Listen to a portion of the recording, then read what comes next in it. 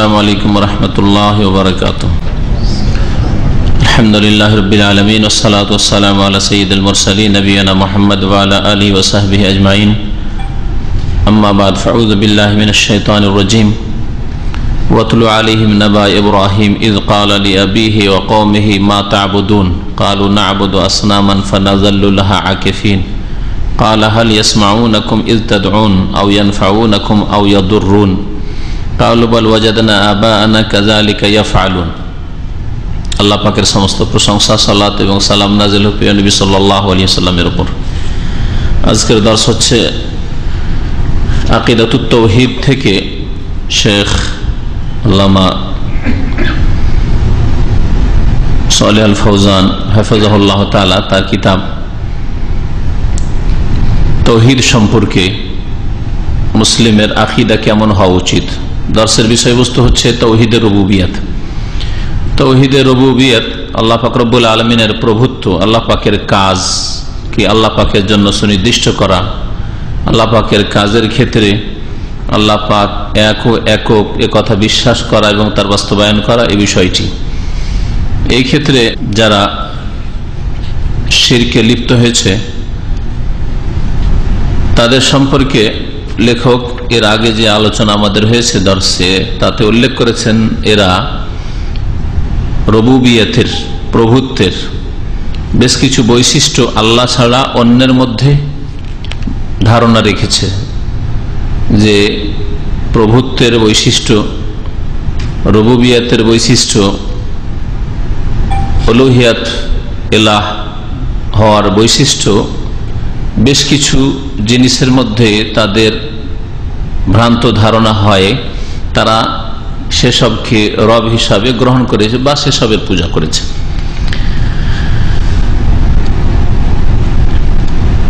এই বাতিল আকীদার খণ্ডন সম্পর্কে আজকে যে দর্শটি সামনে রয়েছে তাতে লেখক বলছেন আর রাদ্দু আলা হাযিহি তাসাওউরাত আল বাতিলা, এই বাতিল বা ভ্রান্ত ধারণার খণ্ডন আমরা কি করে করব। বলছেন আল্লাহ পাক রব্বুল আলামিন স্বয়ং মুশরিকদের ভ্রান্ত ধারণার খণ্ডন করেছেন কোরআনে কারীমের বিভিন্ন আয়াত। তার মধ্যে প্রথম বিষয় হচ্ছে যে আল্লাহ পাক যারা মূর্তি পূজক, পৌত্তলিক যারা, তাদের খণ্ডন করেছেন এই আয়াত দ্বারা। আর এরকম বেশ কিছু আয়াত রয়েছে, দু একটি করে আয়াত লেখক শুধু পেশ করেছেন। মহান আল্লাহ ইরশাদ করছেন আফারাআইতুমুল লাতা ওয়াল উজ্জা ওয়া মানাতা সালিসাতাল উখরা, আচ্ছা বলো তো তোমরা লাত উজ্জা সম্পর্কে আর তৃতীয় আরেকটি যে দেবী মানাত এ সম্পর্কে, যে এগুলিকে তোমরা যে এলাহ সাব্যস্ত করেছ, এগুলি তোমাদের কখনো কাজে এসেছে কোন যুগে, না তোমাদের ক্ষতি করেছে। রুবুবিয়তের বৈশিষ্ট্য হচ্ছে যিনি রব তিনি ক্ষতির মালিক, লাভের মালিক। তো এগুলোকে যে রব হিসাবে গ্রহণ করেছ, তো এগুলি কি তোমাদের কোনো সময় ক্ষতি করেছে না লাভে এসছে। এই আয়াত দুটি সম্পর্কে ইমাম কুরতুবী রহমতুল্লাহ আলাই বলছেন ওমানাল আয়া আফারাআইতাহুম হাযিহিল আলিহা, আচ্ছা তুমি বলো তো এই উপাস্যগুলি সম্পর্কে, মাবুদগুলি সম্পর্কে, আনাফাত আও দাররাত, এগুলির দ্বারা কোনো উপকার হয়েছে না ক্ষতি হয়েছে। যদি এগুলি কারো ক্ষতি করতে পারে না, উপকার করতে পারে না, তাহলে আল্লাহর কি করে শরীক হতে পারে। হাত্তা তাকুনা শুরাকা লিল্লাহি তাআলা, তাহলে আল্লাহর শরীক কি করে হইতে পারে। বরং নিজের লাভ লোকসানের মালিক নয়, অন্যের লাভ লোকসানের মালিক হওয়া, ক্ষতি সাধন করা বা উপকার করা তো দূরের কথা, নিজেকে রক্ষা করতে পারে না, আর নিজেকে ক্ষতি থেকে বাঁচাতে পারে না, নিজেকে লাভবান করতে পারে না। ওয়াহাল দাফাত আন নাফসিহা, নিজের প্রতিরক্ষার ব্যবস্থা করতে পেরেছিল এই মূর্তিগুলি।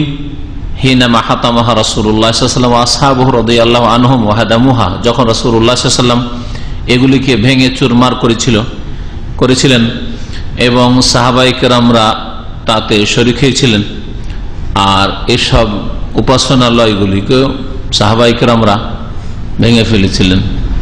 তাহলে যদি ক্ষতি করার মতো ক্ষমতা থাকতো এসব দেবদেবীতে উপাস্যে যে দেবদেবীর প্রতিমূর্তি করে পূজা হচ্ছিল,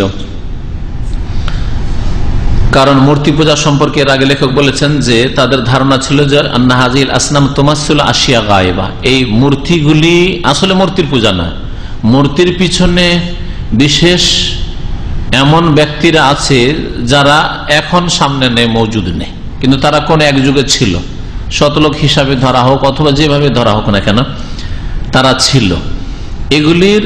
এগুলি প্রতীক জানা, আসলে এগুলি প্রতীক হিসাবে পূজা হচ্ছে, আসল পূজা হচ্ছে ওই ব্যক্তিগুলির। তারপর তাদের ধারণা ছিল যে যে কোনো জিনিস যার মধ্যে বিশেষ কোনো ক্ষমতা আছে সেটা পূজনীয়। তাদের ধারণা যেগুলোর মধ্যে ওই ক্ষমতা আছে, আর ক্ষমতা থাকা হচ্ছে রুবুবিয়তের বৈশিষ্ট্য, এরকম তাদের ধারণা ছিল। তাই যদি হয় তো নিজের তো প্রতিরক্ষা করতে পারলো না, নিজেকে বাঁচাতে পারলো না। রাসূলুল্লাহ সাল্লাল্লাহু আলাইহি ওয়াসাল্লাম সাহাবায়ে কেরামরা যখন মূর্তি ভেঙেছেন কাবার চারিদিকে, তারপরে তায়েফের যুদ্ধ হয়েছে, তখন এখানে বিভিন্ন সেই মুশরিকদের উপাসনালয় ছিল সেগুলোকে ভেঙে ফেলা হয়েছে। খালিদ বিন ওয়ালিদ রাদিয়াল্লাহু তাআলা আনহু ভেঙে ফেলেছেন। এরকমই বিভিন্ন আস্তানার পুজো হইত। মহান আল্লাহ এই মর্মে ইব্রাহিম আলাইহিস সালামের ঘটনা উল্লেখ করতে গিয়ে বলছেন যে ইব্রাহিম আলাইহিস সালাম মূর্তি ভেঙে ফেলেছিলেন। যদি মূর্তি পূজা মানে এর পিছনে যেই লোকগুলি, যে নেক লোক সৎ লোক যাদেরকে ধারণা করা হচ্ছে, মহামানব মনে করা হচ্ছে, তাদের পূজা, বা কবর মাজার পূজা, কবরটা ওই 3.5 হাতের মাটি পূজা করা আসল উদ্দেশ্য না, ওখানে যে সব নেক লোকদেরকে ওলিউল্লাহদেরকে দাফন করা আছে তাদের পূজা করা, এটা উদ্দেশ্য। তাহলে এই লোকগুলি তারা নিজেদের প্রতিরক্ষার ব্যবস্থা করতে পারত, নিজেকে বাঁচাতে পারত, ক্ষয়ক্ষতি থেকে নিজে লাভবান হতে পারত এবং অন্যদেরকে বাঁচাতে পারত, রক্ষা করতে পারত। বাগদাদের ওপর, ইরাকের ওপর কত যুগে যুগে জালেমদের যে হামলা হয়েছে, সুবহানাল্লাহ। বাগদাদের আব্বাসী খেলাফতের পতন ঘটেছে, আর মুসলিমদের সভ্যতাকে ধ্বংস করেছে হালাকু খা এই তাতারিরা। তো আব্দুল কাদের জিলানীর, যাকে গাউসুল আজম মহান উদ্ধারকারী বলা হচ্ছে, তার কবর তো সেখানে। তো যদি কোন ব্যক্তি মুসলিমদের যারা শিরক করে থাকে এই কবর মাজার পূজার মাধ্যমে, এইসব ব্যক্তিত্ব, কবর পূজা মানে ওই ব্যক্তির পূজা। আব্দুল কাদের জিলানী গাউস মহান উদ্ধারকারী, তিনি দিতে পারেন, জীবিত করতে পারেন, উদ্ধার করতে পারেন, সন্তান দিতে পারেন, রোগ ভালো করতে পারেন, এসব শিরকি কুফরি আকীদা আছে। এইরকমই যারা মূর্তি পূজক, তাদের ওই মূর্তি এইগুলি যাদের নামে, তাদের সম্পর্কে এইরকম বিশ্বাস যে তারা উন্নতি অবনতির মালিক, ভালো মন্দের মালিক, রুবুবিয়তে আল্লাহর সাথে শরীক করা হচ্ছে। তাহলে এই বাগদাদকে কোনো একটা যুগে তো রক্ষা করতে পারতেন আব্দুল কাদের জিলানী। এছাড়া আপনাদের চোখের সামনে কয়েক বছরের মধ্যে ইরাকের কি হইল দুর্দশা, এই বাগদাদের কি দুর্দশা হইল, না নিজেকে রক্ষা করা এই ক্ষমতা তাদের রয়েছে, না দেশকে না শহরকে। যদি তা থাকতো তাহলে কোন একটা যুগেতে এরকম কিছু দেখা যেত, কি করতো যে হ্যাঁ মাশাআল্লাহ বড় পীর বাগদাদকে রক্ষা করে ফেলেছে, খাজা মঈনুদ্দিন চিশতি মাশাআল্লাহ ভারতকে রক্ষা করে ফেলেছে, ভারতে বালা মুসিবত দূর করে ফেলেছে, শাহজালাল মাশাআল্লাহ। এই ঘূর্ণিঝড় আসছিল, কয়েকদিন আগে ঘূর্ণিঝড় এলো কোথায়, ব্রাহ্মণবাড়িয়াতে, হ্যাঁ, যে জাতিকে বাঁচিয়ে দিয়েছে, বিল্ডিং ধসা থেকে বাঁচিয়ে দিয়েছে। যদি এদের মধ্যে ক্ষমতা থাকতো, না, কোনো ক্ষমতা তাদের নাই। তাই যদি হতো তো তারা অন্যকে উপকৃত করতে পারে, অন্যকে উপকার করা তো দূরের কথা, নিজেকে উপকৃত করতে পারে না। মহান আল্লাহ ইরশাদ করেছেন ওয়াতুলু আলাইহিম নাবা ইব্রাহিম, হে নবী তুমি মানব জাতিকে পড়ে শুনিয়ে দাও ইব্রাহিম আলাইহিস সালামের সংবাদ, তার কিসসা কাহিনী। ইয ক্বালা লিআবিহি ওয়া কওমিহি মা তা'বুদুন, যখন ইব্রাহিম আলাইহিস সালাম বললেন নিজ পিতাকে এবং স্বজাতিকে, মা তা'বুদুন, তোমরা কিসের পুজো করো, কিসের তোমরা ইবাদত করছো, পুজো করছো। কালু তখন তারা উত্তরে বলেছিল, না আবুদু আসনামান, আমরা মূর্তি পূজা করছি। ফানাজাল্লাহ আকেফিন, সর্বদা এর ওপর আমরা অটল থাকবো, ছাড়বো না। তোমার এসব বলাতে আমাদের কিছু হয় না, ছাড়বো না। কালা হাল ইয়াসমাউনাকুম ইয তাদউন, তখন ইব্রাহিম আলাইহিস সালাম বলেছিলেন যে আচ্ছা, তোমরা যখন এসব দেবদেবীকে ডাকো, মূর্তি প্রতিমাকে ডাকো যখন, হ্যাঁ, তখন তারা কি তোমাদের ডাক শোনে? হাল ইয়াসমাউনাকুম, তোমাদের ডাক শোনে?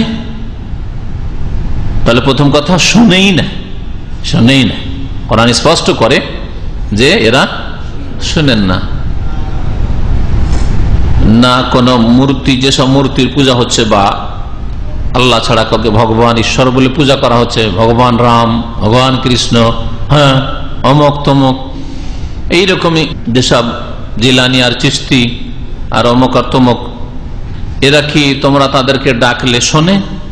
আও ইয়ানফাউনাকুম আও ইয়াদুররুন, অথবা তোমাদের কাজে আসে, উপকারে আসে, আও ইয়াদুররুন, ক্ষতি সাধন করতে পারে, তোমাদের না লাভ করে দিতে পারে না ক্ষতি করতে পারে। তখন তারা জবাব বলেছিল, কালু বাল ওয়াজাদনা আবাআনা কাযালিকা ইয়াফআলুন, এই কথা বলেনি তারা। কিন্তু ইব্রাহিম আলাইহিস সালামের যুগের মুশরিকরাও তারা এই কথা বলেনি যে এই দেবদেবীগুলি আমাদের উপকার করতে পারে, আমাদের ক্ষতি করে দিতে পারে, ক্ষতির ভয়ে বা উপকারের আশায় এদের পুজো করছি। বরং তারা কি বলেছিল, অজুহাত, কেন পূজা করছি? আমাদের পূর্বপুরুষ বাপদাদা করেছে। কালু, তারা বলেছে, বাল ওয়াজাদনা আবাআনা কাযালিকা ইয়াফআলুন, বরং আমাদের পূর্বপুরুষ বাপদাদাদেরকে পেয়েছি এইরকমই করতে। বাপদাদা থেকে যে ধর্ম চলে আসছে আমরা ছাড়তে পারি না করতে। তাহলে মুশরিকদেরও আসলে বিশ্বাস নেই যে এগুলি কাজে আসতে পারে। হ্যাঁ, অনেক মুশরিকি আছে যাদের বিশ্বাস নেই, কিন্তু গতানুগতিক বাপদাদা করে এসছে, ধর্ম একটা তো করতে হবে, ধর্ম একটা করতে হবে। এইরকম যেমন হিন্দুদের পূজার অধিকাংশ এইরকমই, একটা ধর্মে থাকতে হবে, বাপদাদা থেকে চলে আসছে, ওটাতে আছে। ব্রেনকে খুলি, সুস্থ মস্তিষ্কে চিন্তা করবি, এই রকমের কোন রকমের চেষ্টা নেই মানুষ। অনেকে আছে অন্ধ, যা লোকে বলে তাই বিশ্বাস করে বিনা কোনো তদন্তে। যারা আজকাল এক শ্রেণীর মুসলিম বলছে যে আমাদের ওলি আউলিয়া বুজুর্গানে দিন, এরা কেরামতিতে মৃতকে জীবিত করতে পারে, তাদের কেরামতিতে সাহায্য করতে পারে, উদ্ধার করতে পারে। ওলি আউলিয়ারা আমাদের করেছে। সাহাবায়ে কেরামরা সবচেয়ে বড় ওলি আম্বিয়া রাসূলের পরে। দেখো তো একজন সাহাবী কোন মৃত ব্যক্তিকে জীবিত করেছেন, দেখেন তো দেখি। একজন তাবেঈন, শ্রেষ্ঠ তাবেঈ সাঈদ ইবনে মুসাইয়্যিব, হাসান বসরি, মুহাম্মদ বিন সিরিন, তাদের কেউ মৃতকে জীবিত করেছে, দেখেন তো দেখি। আইম্মায়ে কেরাম, ইমাম আবু হানিফা, শাফি, মালিক, আহমদ বা মুহাদ্দিসিন আইম্মায়ে কেরাম, ইমাম বুখারী, মুসলিম, কারো একজন দেখান যে অমুক ইমাম মৃতকে জীবিত করেছেন। তো যারা আসলে সত্যিকার আল্লাহ পাকের ওলি, তাদের ইতিহাসে তো পাওয়া যাচ্ছে না যে তারা মৃতকে জীবিত করেছে। কিন্তু এক শ্রেণীর লোকেরাও তাদের বিদাতি বুজুর্গানে দিন সম্পর্কে এই ভ্রান্ত বিশ্বাস রাখে যে এরা মৃতকে জীবিত করতে পারে, গায়েবী আওয়াজ দিয়ে উদ্ধার করে, ইত্যাদি ইত্যাদি, সব তাদের কেরামতি।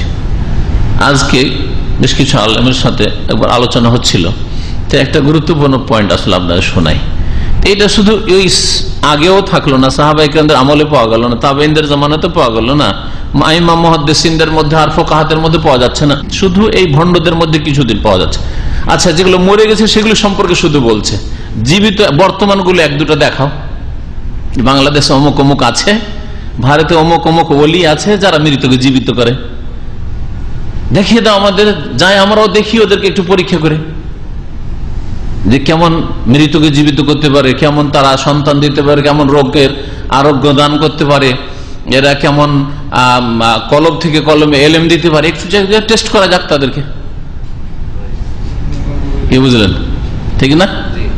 এই সিলসিলা তো থাকা উচিত না। ওলির দরজা, বেলায়েতের দরজা শেষ হয়ে গেছে, বন্ধ হয়ে গেছে। ওই বিশেষ কিছুদিনের জন্য খুলেছিল দেওবন্দে, আর বেরেলিতে যে আশরাফ আলী থানভী আর গঙ্গোহী আর মাহাজের মাক্কি, এই বেশ ওরা এসব এগুলো করলো আর নেই। আরে বর্তমানে তো দেওবন্দ আছে, তো দেখা 2-4 জন ওস্তাদ যারা মৃতকে জীবিত করে, হ্যাঁ, অন্তরের কথা জেনে নিতে পারে, হ্যাঁ, কলব থেকে কলবে এলেম দিতে পারে। দেখাও 2-4 জনকে দেখি আমরা, যেরকম চেহারা কিছু আছে, হাটহাজারি আছে, দেখান কিছু যে এরা এইসব করতে পারে। এগুলো ভ্রান্ত ধারণা না? যদি এটা সত্যিকার ধর্ম হইতো তো কিয়ামত পর্যন্ত এই সিলসিলা থাকতো, 2-4টা করে তো ওলি তো থাকতো। এইরকম ওলি ইসলামের নেই। হ্যাঁ, কোরআন হাদিস ওয়ালা ওলি আছে, আল্লাযীনা আমানু ওয়া কানু ইয়াত্তাকুন, ঈমান এবং তাকওয়ার ভিত্তিতে বেলায়াত, আল্লাহ পাকের বন্ধুত্ব দরজা সকলের জন্য খোলা আছে। তাতে এত কেরামতের ছড়াছড়ি নেই, মিছামিছি, আর এতে কেরামতের নামে শিরক কুফরি নেই। যারা দিতে পারে, রক্ষা করতে পারে, এরা ঝগড়া মিটাতে আসে, ইত্যাদি ইত্যাদি। আউযুবিল্লাহ।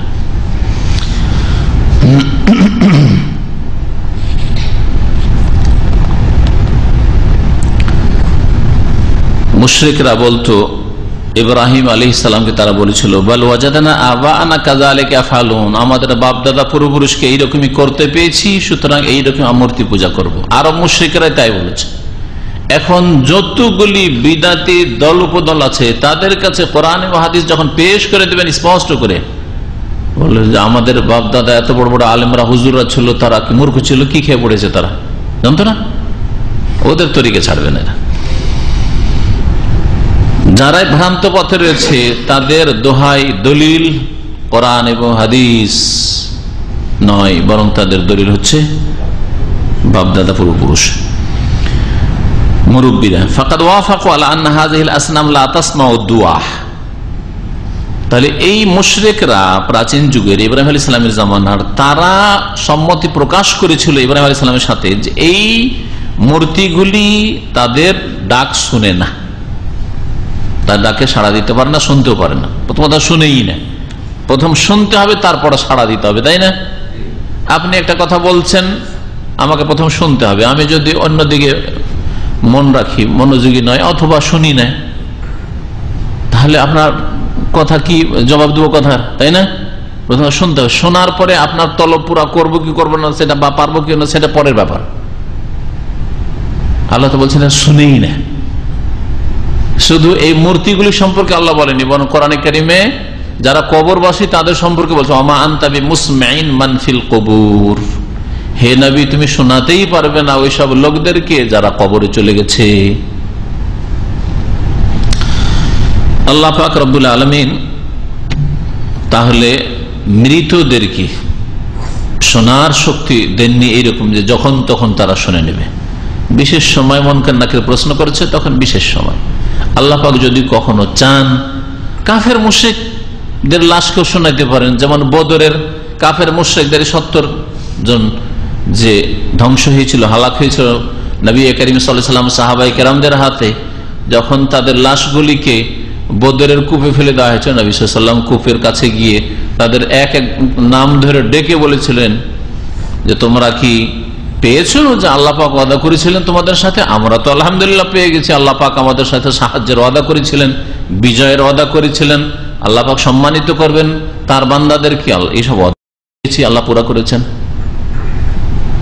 ওমর রাদিয়াল্লাহু তাআলা আনহু জিজ্ঞেস করলেন, জি ইয়া রাসূলুল্লাহ, আপনি এমন দেহের সাথে কথা বলেন যার কোনো রূহ নেই, রূহবিহীন দেহের সাথে, তুকাল্লিমু আজসাদাল্লাহ আরওয়াহালাহ। নবী কারীম বলেছিলেন যে তোমাদের চাইতে এখন বেশি শুনছে। আল্লাহ ওদেরকে লাঞ্ছিত অবদস্ত করার জন্য শোনার শক্তি দিয়েছে। হ্যাঁ, তাহলে বিশেষ সময়ে কোন মৃতকে শুনিয়ে দাও, এটা ওলির সাথে খাস হওয়া তো দূরের কথা, সাধারণ একটা মুসলিমের সাথেও খাস না, কাফিরকে আল্লাহ শোনাইতে পারে। হ্যাঁ, মৃত ব্যক্তিকে যখন দাফন করা হয় তারপরে উঠিয়ে ফেরেশতা জিজ্ঞেস করে, যে কোনো মানুষকে জিজ্ঞেস করা হয়, এটা মুসলিমের সাথে শুধু খাস না, তাই না? আর এমনিতে কোরআনে কারীমের বিধান যে যারা মারা গেছে তারা শোনে না, মৃত শোনে না, এই মূর্তিগুলি শোনে না ডাক। ওয়ালা তানফাউ, উপকার করতে পারে না, ওয়ালা তাদুর, ক্ষতিও করতে পারে না। ওয়া ইন্নামা আবাদুহা তাকলিদান লিআবাহিম, এই ইব্রাহিম আলাইহিস সালামের জাতি মুশরিকরাও বলেছিল যে আমরা এইসবের পূজা করছি কেন? বাপদাদার অনুকরণে। তারা পুজো করেছিল এগুলির তাদের বাপদাদা পূর্বপুরুষদের অন্ধ অনুকরণে। অন্ধবিশ্বাসী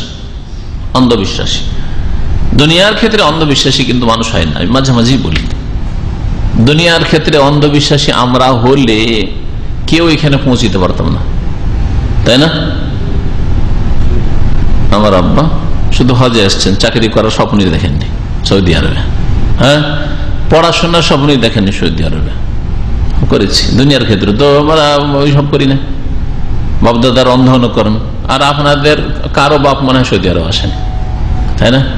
আর যদি এশিয়ায় থাকে, আমার বাপ ক্লিনার ছিল তো আমিও ক্লিনার থাকবো, আমার বাপ প্রাইমারি পাস ছিল আমিও প্রাইমারি পাস, আমার বাপ অশিক্ষিত ছিল আমিও অশিক্ষিত থাকবো। আছে দুনিয়াতে কি ওইরকম লোক? কোন লোক, হাত পাগলা লোকও পাবেন না এরকম। কিন্তু ধর্মের ক্ষেত্রে, দিনের ক্ষেত্রে, তৌহিদ আকীদার ক্ষেত্রে, সঠিক দিন জানার ক্ষেত্রে এই বিদাতি মুশরিকরা হচ্ছে হাত পাগলা। তো বাপদাদা পূর্বপুরুষদের অন্ধ অনুকরণ এটা হচ্ছে বাতিল দলিল। ওয়াতাকলিদ হুজ্জাতুন বাতিলা, অন্ধ অনুকরণ করা হচ্ছে বাতিল দলিল, এটা কোনো দলিল নয়, যুক্তি নয়। যেটা দুনিয়ার ক্ষেত্রে প্রযোজ্য না সেটা দিনের ক্ষেত্রে অবশ্যই প্রযোজ্য না। দিনের ক্ষেত্রে আরো সজাগ থাকতে হবে। দুনিয়ার ক্ষেত্রে 2 পয়সা লাভ হইলো না হইলো করলাম না, আমার বাপ চাষি ছিল আমিও চাষি থাকলাম, ব্যবসার কি বা দরকার? বাপ দাদা চাষাবাদ করে আসলো, কৃষি কাজ করে আসলো, প্রয়োজনই কি ব্যবসায় নামার?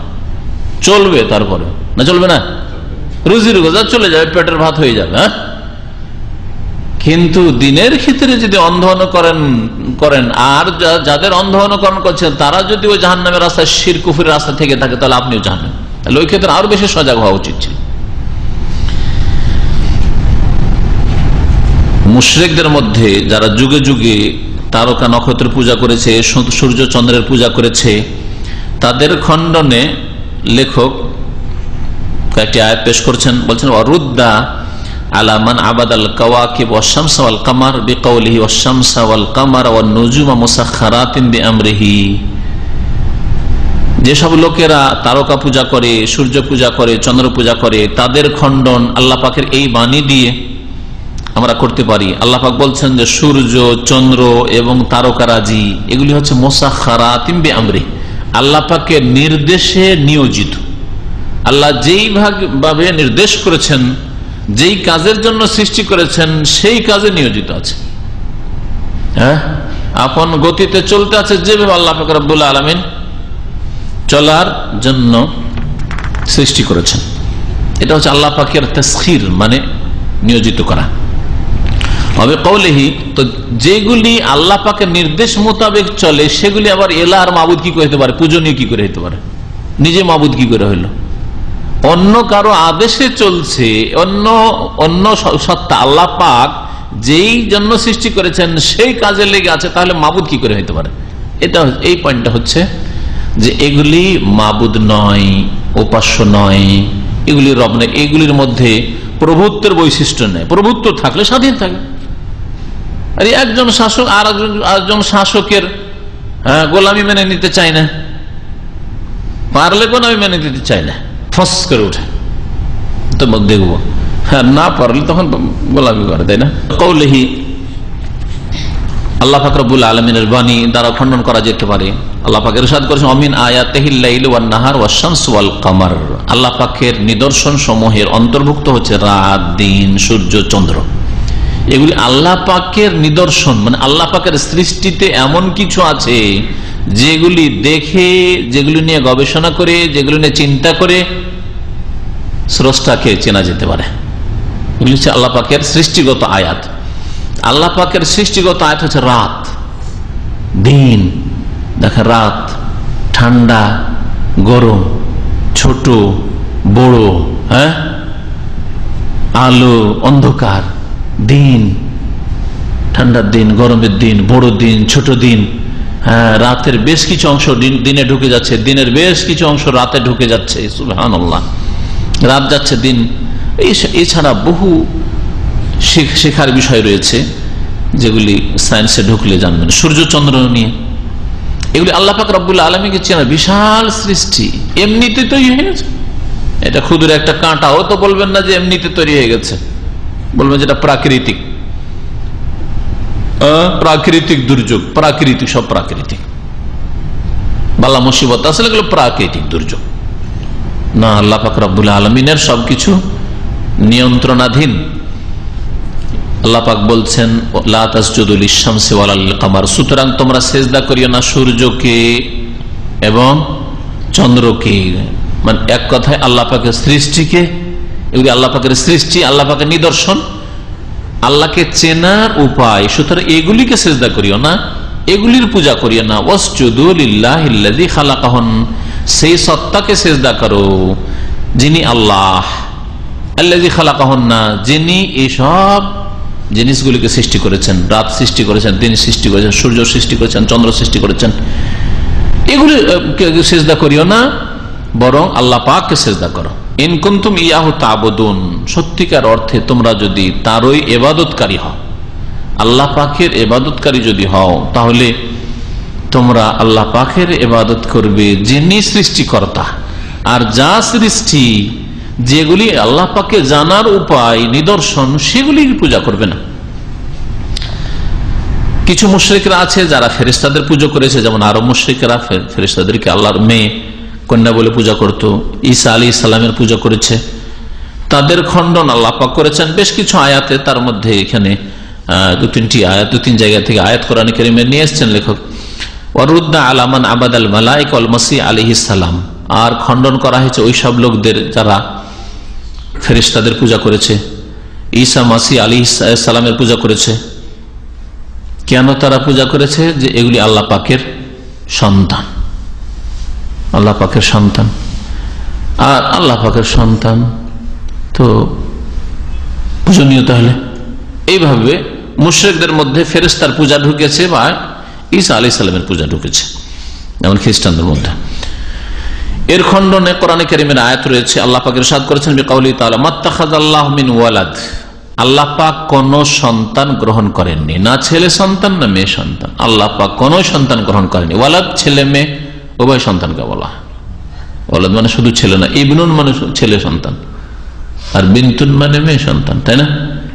আর ছেলে মেয়ে সবটাকে শামিল, ইবন বিন দুটোকে শামিল হচ্ছে ওয়ালাদ শব্দ। কিন্তু আজকাল আরবরা ওয়ালাদ ছেলের ক্ষেত্রে প্রয়োগ করে, যেটা ভুল প্রয়োগ। অনেক সময় ভাষা আসলে একরকম, কিন্তু প্রয়োগ আরেক রকমের হয়ে থাকে। আল্লাহ পাক বলছেন মাত্তাখাযাল্লাহু মিন ওয়ালাদ, আল্লাহ পাক কোন সন্তান গ্রহণ করেননি। সূরা মুমিনুনের আয়াতটি, আয়াত নম্বর 91। আল্লাহ পাক আরো ইরশাদ করেছেন আন্না ইয়াকুনু লাহু ওয়ালাদ ওয়া লাম তাকুন লাহু সাহিবা, ওয়া লাম তাকুন লাহু সাহিবা। আন্না ইয়াকুনু লাহু ওয়ালাদ ওয়া লাম তাকুন লাহু সাহিবা, কি করে আল্লাহ পাকের সন্তান হতে পারে? আল্লাহ পাকের ছেলে মেয়ে আবার কি করে হতে পারে, অথচ তার কোনো সঙ্গিনী নেই, স্ত্রী নেই? কি করে হইতে পারে? ওয়ালাম তাকুন লাহু, আল্লাহ পাকের বিবি আছে? নেই। আল্লাহ পাকের যখন সঙ্গিনী নেই, তাহলে আল্লাহ পাক রব্বুল আলামিনের সন্তান সন্ততি কি করে হইতে পারে? সূরা আনাম আয়াত নম্বর 101।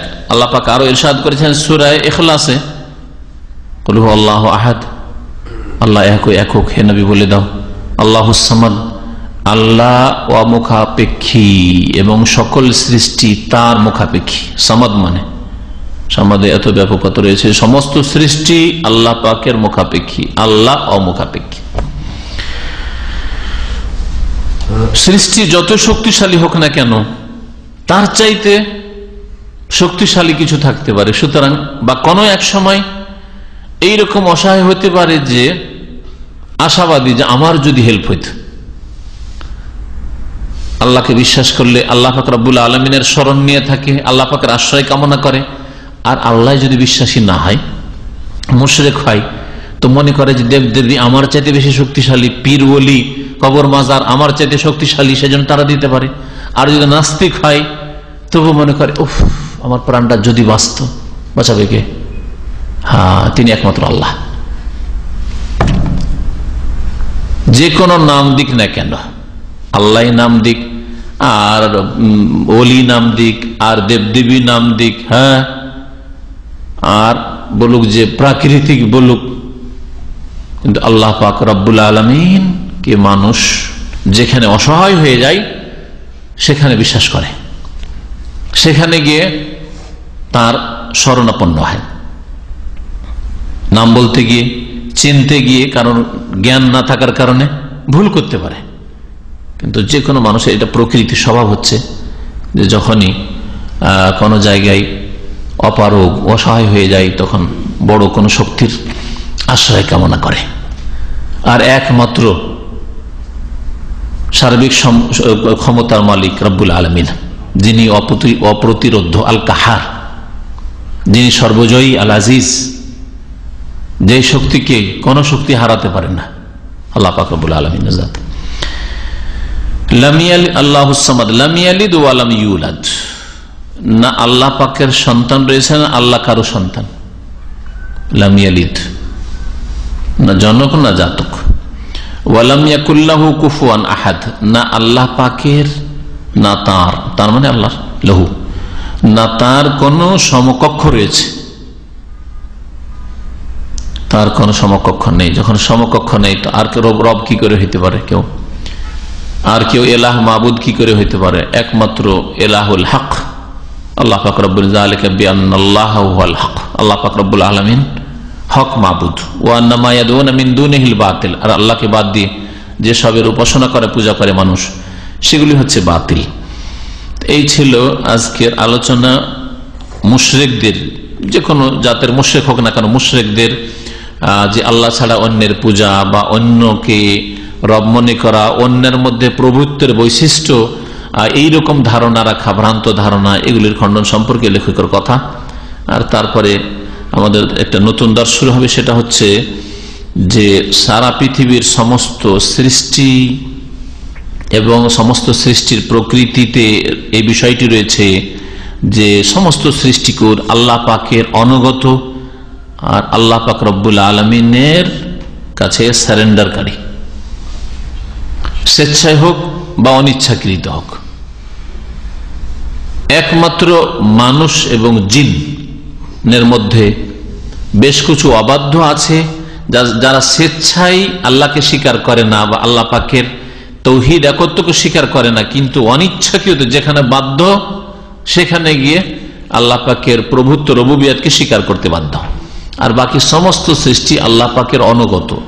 এই মর্মে বেশ কিছু কোরআনে কারীমে আয়াত রয়েছে, কখনো সেজদার ভাষা দিয়ে, কখনো আত্মসমর্পণের ভাষা দিয়ে, ওয়ালাহু আসলামু মান ফিস সামাওয়াতি ওয়া মান ফিল আরদ, এই বিষয়টিকে লেখক উল্লেখ করেছেন।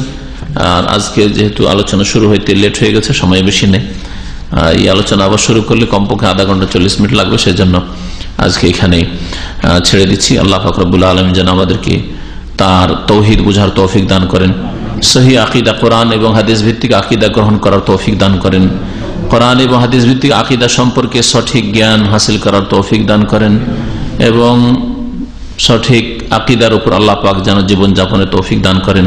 আল্লাহ পাক রব্বুল আলামিন যতদিন রাখবেন সমস্ত গুমরাহি বিভ্রান্তি থেকে, শিরক বিদআত থেকে আল্লাহ পাক যেন বাঁচিয়ে রাখেন।